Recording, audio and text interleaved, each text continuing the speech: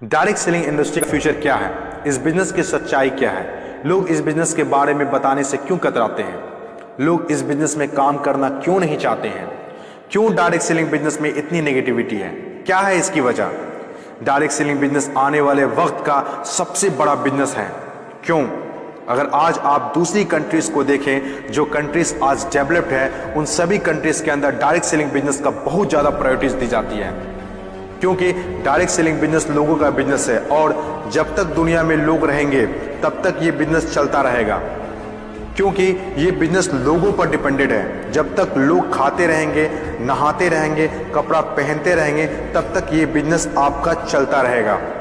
अपने इंडिया में कुछ लोग इसे फंसने फंसाने का काम बोलते हैं और कुछ लोग ये मानते हैं कि जिनके पास करने को कोई काम नहीं होता वे लोग ये काम करते हैं। मैं उन सारे लोगों से सहमत हूँ, क्योंकि उन लोगों के पास अभी तक इस बिजनेस का प्रॉपर नॉलेज नहीं पहुंच पाई है।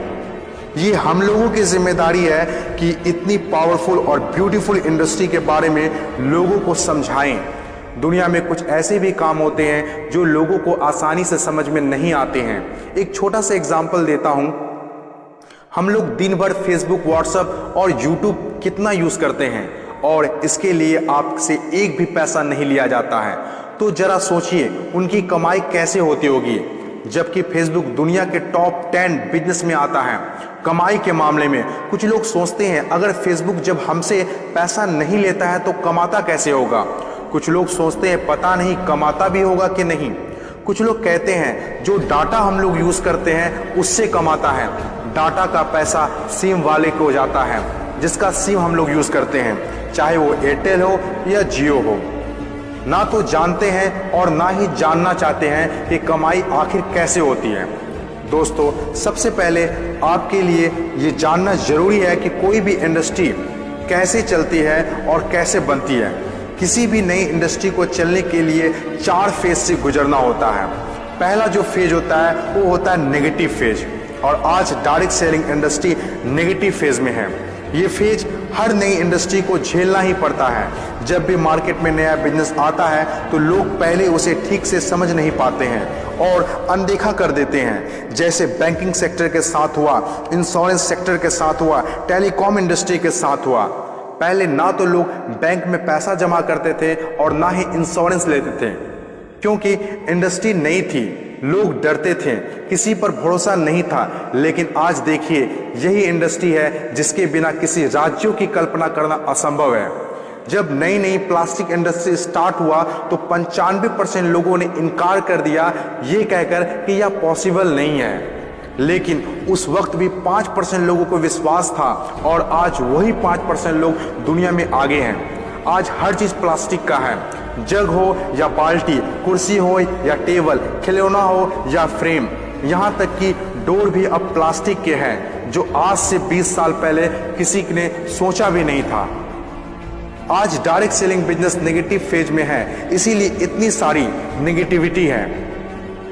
और जब ये पॉजिटिव फेज की तरफ बढ़ता जा रहा है, नेगेटिव फेज में होने के बावजूद भी इस इंडस्ट्री ने कई लोगों की जिंदगियां बदल दी। दूसरा जो किसी भी इंडस्ट्री को फेस करना होता है वो दूसरा फेज होता है पॉजिटिव फेज।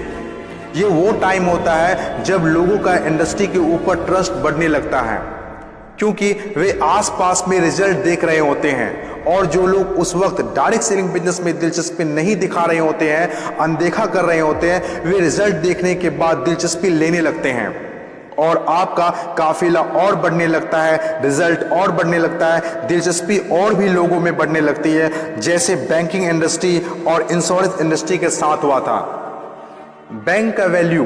बैंकिंग इंडस्ट्री का वैल्यू तब पता चला होगा लोगों को जब किसी का पैसा घर में सुरक्षित नहीं रहा होगा। इंश्योरेंस के वैल्यू तब लोगों को पता चला होगा जब किसी के एक्सीडेंट होने के बाद उसके घर वाले को पैसा मिला होगा। तीसरी जो किसी भी इंडस्ट्री का फेज होता है वो होता है ग्रोथ फेज। जब एक बार लोगों को इंडस्ट्री पर भरोसा होने लगता है तो उनकी ग्रोथ बहुत तेजी से होने लगती है, क्योंकि ऐसे फेज में लोगों को ज्यादा समझाने की जरूरत नहीं होती है। और जब तक कोई कंपनी ग्रोथ फेज में नहीं आती है तब तक लोग उसके साथ जुड़ना पसंद नहीं करते हैं और जैसे कंपनी ग्रोथ फेज में एंटर करती है तो लोग उसके साथ ऑटोमेटिक जुड़ना और काम करना स्टार्ट कर देते हैं। चौथी और आखिरी फेज, हर इंडस्ट्री को इससे गुजरना ही होता है, कंपटीशन फेज। हर एक इंडस्ट्री के अंदर एक वक्त ऐसा आता है जब कंपटीशन बढ़ने लगता है। इंडस्ट्री और कंपनीज की ग्रोथ को देखकर ज्यादातर लोग कंपनी के साथ जुड़ना और काम करना शुरू कर देते हैं। ज्यादातर लोग ज्यादा प्रॉफिट के चक्कर में कंपटीशन होने लगता है, फिर चाहे कोई सेक्टर हो, बैंकिंग सेक्टर हो, टेलीकॉम सेक्टर हो या ऑनलाइन शॉपिंग हो। आज के टाइम पर हर सेक्टर में हाई लेवल कंपटीशन है। ये टाइम हम सब के लिए बेस्ट टाइम है इस इंडस्ट्री को जानने के लिए, समझने के लिए और इसे करने के लिए।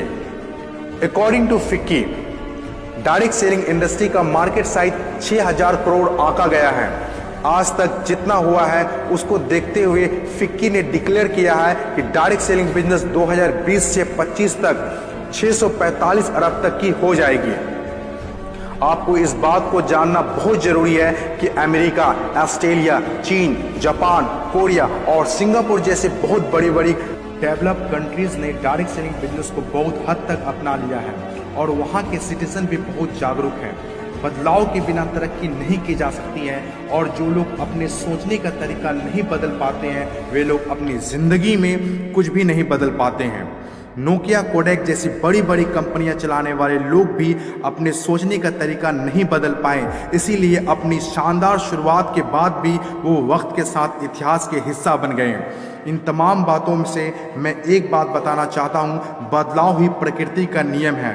बदलना तो तय है, जो वक्त से पहले बदल गया उनकी ज़िंदगी बदल गई और जिसे वक्त ने बदल दिया उनकी भी ज़िंदगी बदल गई। फर्क साफ है, अगर वक्त के साथ बदल गए तो ठीक, वरना वक्त ने बदला तो बहुत तकलीफ होगी।